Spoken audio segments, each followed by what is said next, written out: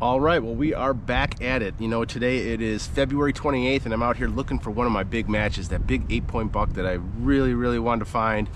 I'm after his other side, and we've got some super ideal conditions.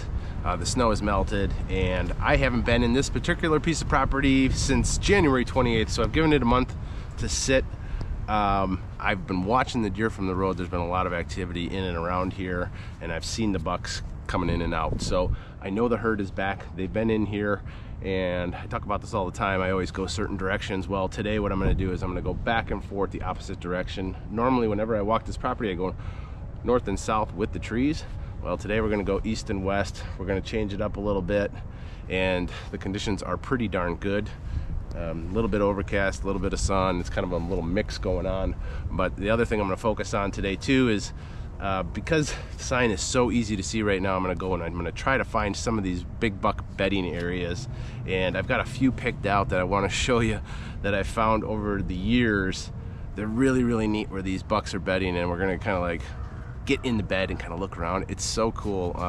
They're so sneaky, and like I was saying before, this is a very heavily hunted property. It's hunted on all sides: shotgun, muzzleloader, rifle, bow, crossbow, pistol, youth. They hunt like crazy here, but these bucks always elude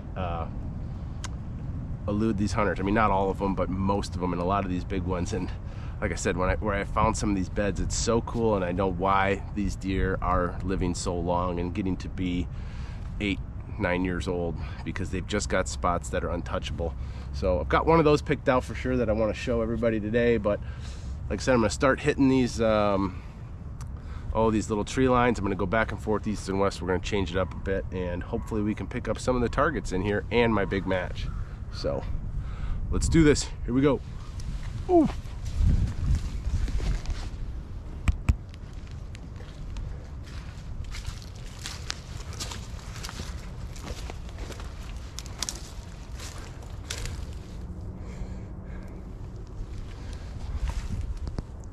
Great example of just an absolutely killer buck bed.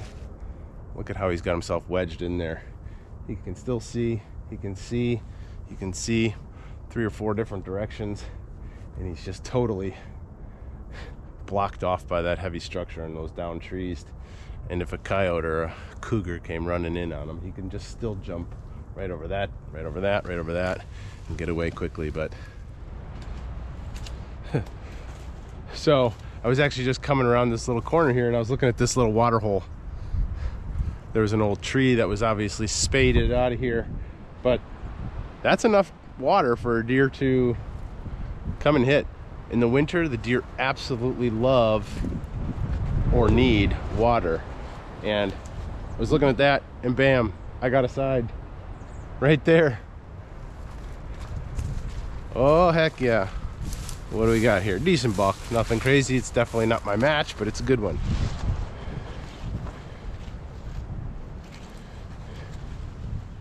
All right, great little start to the day. I'm pretty sure I know who this is. This deer's got a really nice little wide frame. I think with those brow tines, this is he's a young little 2-year-old, but a ton of potential. I think, I don't know. I'm sure I have pictures of him at some point, and I've got to go through and look, but great little buck, great start to the day. We'll take it. Let's keep on moving. Heck yeah. All right, got another side. Doesn't look to be a magnum, but it's a side.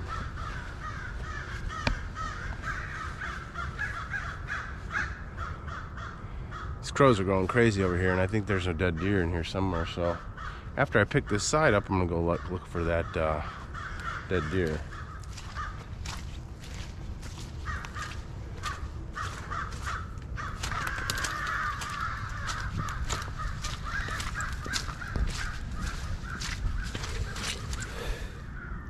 Itty bitty baby.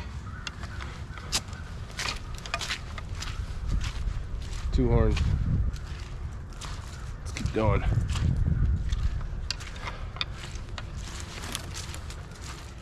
Both sides, super fresh. So we're gonna keep doing what we're doing. It seems to be paying off today.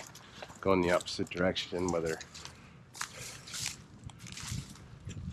they were down the last time I was here. I doubt it. Looks like they just shed. So hopefully the rest of them just shed. The rest are big goofy deer in here too. There's a big non-typical, crazy wild looking deer.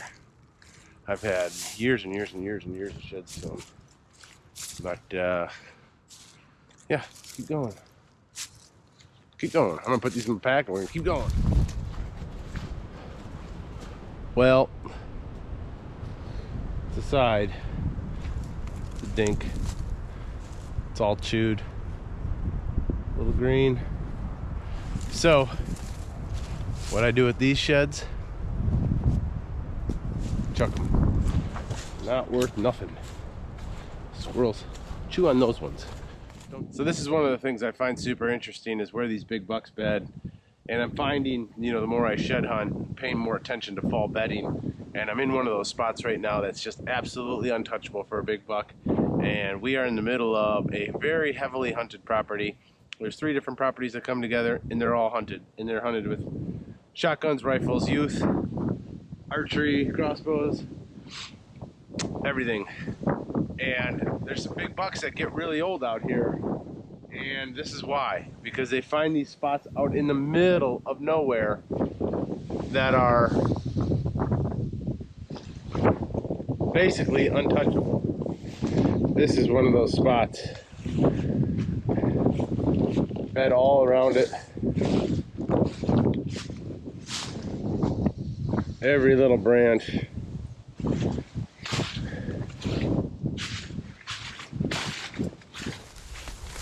So I've got kind of another cool example of a really neat little buck bed. This is on one of my favorite little farms. And of course I discover most of these during shed season. Not paying too much attention, unfortunately, when it's bow season, but I wish I would have been paying more attention to this one. So as I just walked in, there's a sneaky little trail we've got cut to a little opening clearing. It's kind of a browse food plot, actually. It's not even planted, but it just grows up in browse. We mow it every year and the deer feeding it like crazy. And we've got a tree stand right on a little waterway. Anyway, that trail is probably only 30 yards from where I'm standing right now. And here's a big buck bed right here. So you can see right there, there's a rub in the buck bed right there. But what he's doing is he's watching that little gap right there. He's got a real heavy wall of brush behind him. And then in front of him is this swamp. And then this swamp normally has a little bit more water in it, but he's got, you know, water, heavy structure, little teeny ways you can like slip through or see through there. We're literally right on the other side of those trees right there, so he would obviously be able to see us. Big bed right here, rubs all over in the bed, rubs all over in here. And it's just amazing because he's got us pinned. You know, we're trying to get into that stand and we get him on trail cameras like crazy, going back and forth to when we're not here, you know, walking daylight. But I also noticed this little swamp here on every little edge. I think what they'll do is they'll change up based on wind direction and sometimes bed on the south side or sometimes bed on the west side. There was actually 2 bucks bedding in here in the snow the first time I came through here to shed hunt. One of them was a nice little 10-pointer. Great deer on this property. So anyway, kind of neat. I just, like I said, I find these buck beds fascinating, and what I'm, you know, discovering the more and more I pay attention to them is these big ones. They're watching us. I mean, they really are paying attention to access, and they just know when we're here. You know, it's just amazing how they pattern us. I'm a firm believer that they do that. All right, well, I was just kind of circling one of these little bedding areas here, and I was looking at this little nice yellow grass strip right in between it, and there's a bunch of this stuff right here. I believe this stuff is called teasel. But what happens is the deer eat all the leaves off the bottom of it. They're kind of like almost like a lettucey sort of leaf. They stay green through most of the year, and then believe it or not, they'll actually paw up in and around there and get the new growth that's coming up for next year, because it starts real early. This one's got all the leaves completely cleaned off of it, and I got a match set up here. Not a very big deer. I don't know who he is. I've never seen him before, but that's the beauty of shed season. You can tell he's just kind of browsing around in here. But I got one side here, it's a 4-point, and I got another side right over there. I'm assuming it's a match. Check it out.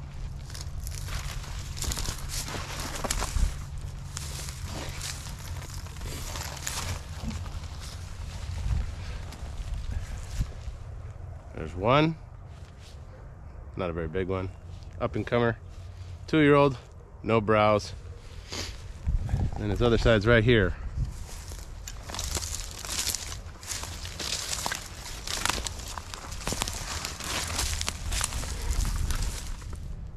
Here's his other side, no browse, so he's a 6-pointer.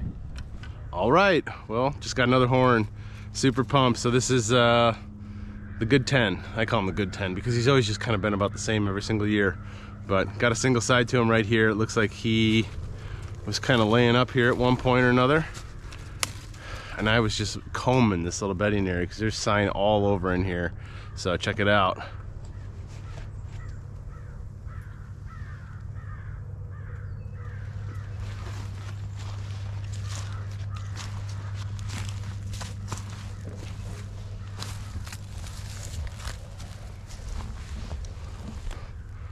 Where they're bedding's where they're shedding. Pretty darn fresh. There he is.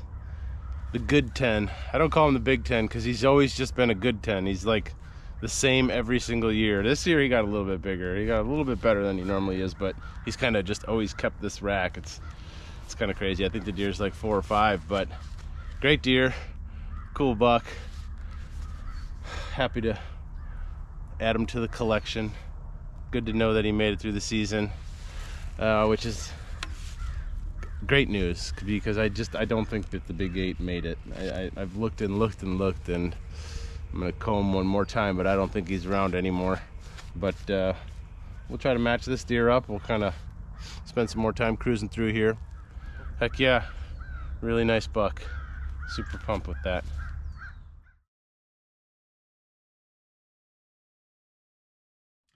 All right, well, I figured I'd take this little rain and snow delay before I go out and hit up one of my favorite little spots. I wanted to talk about an absolutely game changer experience I had the other day while asking for hunting permission. Kind of happened by accident, but it was probably the best thing that's ever happened to me in a long time. Now, I do a lot of door knocking. It's probably one of my primary, go-to ways to get hunting access. You know, I typically start out every shed season out, scoping deer from the road, kind of investigating new areas, looking around, obviously trying to find deer herds. And then what I do is I just start door knocking, and I try to get permission during shed season because I feel like at that point in the year, people are really think it's cool that you're out there looking for a deer post hunting season. And I think you show a lot of appreciation toward the animal when you are looking for the antlers. Shed season gives you an opportunity to assess the property, see if it's worth hunting, kind of calibrate the deer herd, see if there's a bunch of deer out there, the age structure, how huntable is it, what's the access look like. It gives you all of these things. And, that's truly important when it comes to then asking for permission. It might be a property that's not even worth, pursuing. Even there might not be anything out there. And I run into that a lot. Some of the properties are just no good and they're just only a pass through or whatever. But so tip number 1, when it comes to asking for permission to hunt in the fall, start with shed season. And when you shed hunt, after you're given permission to shed hunt the property, be prepared to give up one of those antlers. Now, if you go out on a piece of property and you have 4 or 5 antlers, you find a couple old ones, a couple new ones, a couple big ones, whatever, the best thing you can do is go check back in with that landowner and, report back to them and tell them what you found. And also be prepared to give them one of those antlers, even if it's a big one, even if it's a good one, offer it to them. Show them that you care and you just really enjoy what you do. And by giving that back to them, That is, in my opinion, one of the greatest things you can do to a landowner. Found this on your land, beautiful antler, look good on your shelf. Do you have any? Would you like it? Here you go. If not, I'd love to keep it. I'm a collector. You know, obviously we want to keep as many as we can, but be prepared to give that up. Now, most people won't ask for it, but I have found quite a few people are like, oh, I heard dogs chew on those antlers. I've got a dog, it'd be really cool. Can I have one? Absolutely. Give them one, give them two, whatever it may be. Trust me, it's worth the investment. 2, invest in a little bit of equipment. Now, you don't need much. You can rent most anything when it comes to, you know, working on farms or rural properties, whatever. I would say probably the best investment that I've ever made is a chainsaw or a power head, which is a weed whipper that has multiple attachments. And the one thing that you can offer up when it comes to bartering, hunting permission, is a telescoping bush trimmer. You can do hedgerows, you can do entrances, you can do whatever, low-hanging branches with it. Those things are absolutely awesome. You can put a chainsaw head on it. So for about $600, you can get yourself set up with a pretty sweet little tool that most people don't have, and it's really versatile, and you can get a lot of different tasks done. You know, I always offer up any type of work, whether it's, you know, storm damage, a limb down, that's always a big one. You know, check back with the property owner if after a storm, if they have a big limb cut up, you know, cut it up, make firewood, bring it to the dump, whatever it may be. The other one I do a lot of, like I said, is like those entrances and like along the road or fences. A lot of times people just like, yeah, can you clear this little fence row for me? It's been bothering me. When I'm out there mowing my grass, there's all these overhanging branches that I run into. That is, for whatever reason, like the one thing people don't like to do, that they probably don't want to hire a service for. And if you're looking for hunting property with no money to exchange hands, just barter up some of that hard work. That has been absolutely game changer for me. You know, I hear a lot of people talk about, oh, you just got to bring more money to the table when it comes to getting hunting permission. In my opinion, and most of my experiences, I've never exchanged money. I've always exchanged work. The second you bring money to the table, now all of a sudden everything's changed. There's a contract, there's a lawyer, there's insurance, there's all types of things that people are afraid of when it comes to letting somebody on their property, especially with a weapon, and especially when you're climbing up in a tree. You know, that's one thing I always explain to people too. When I'm climbing trees, I always use a lifeline, and they love to hear that. They're like, oh, I had no idea those things even existed. And I tell them, you know, I am connected from the point of the ground to the tree stand and all the way back down again at all times. Number 3, and this is the crazy thing that I discovered the other day that was absolutely game changer. So let me tell you a quick little story. I had a sweet piece of property, and I've been eyeballing it forever. So what I did was I just started door knocking as soon as the season ended. Well, I'd go to the door, dogs were barking, they were going crazy, the doorbell worked, the people were inside, and they saw me, and they wouldn't come to the door. So I'd come back again, I'd come back at different times, morning, noon, afternoon, still same thing over and over. They would not come to the door. And just when I was about to give up on the piece of property, I said, you know what? I'm going to change up what I'm wearing. You know, normally I wear a flannel or I wear camouflage. And when you are visiting somebody's house in the country wearing camouflage or a flannel, they get a little edgy. They either know, A, you're asking to hunt, and everybody asks them to hunt, and they always say no. 2, you might just be some sort of random stranger. If you're dressed up too nice, like wearing a suit and a tie, they know you're a salesman and they don't want to talk to you anyway. So I decided I'm going to wear my reflective vest, my yellow reflective vest that I use for salt control and ice control, and it's just a uniform that I wear because I work on roadsides a lot. I put that jacket on, went back to that house, and they opened the door before I even got to the steps. They were like, hi, hello, how you doing? They had no idea who I was, but they knew that I was somebody there that was just not trying to be suspicious in any way. They might have thought I was a police officer. They might have thought I was a garbage man. They might have thought I was a meter reader, a land surveyor, a public works guy. I don't know what they thought, but I can tell you right now that it was the absolute game-changing experience that I needed to absolutely solidify so many new pieces of hunting property. Now, they welcomed me with open arms for whatever reason. They actually told me to wear the jacket when they go around, or when I went around their property, and so they could see me, which was whatever. I was like, fine, I'll do that. But I thought it was absolutely incredible.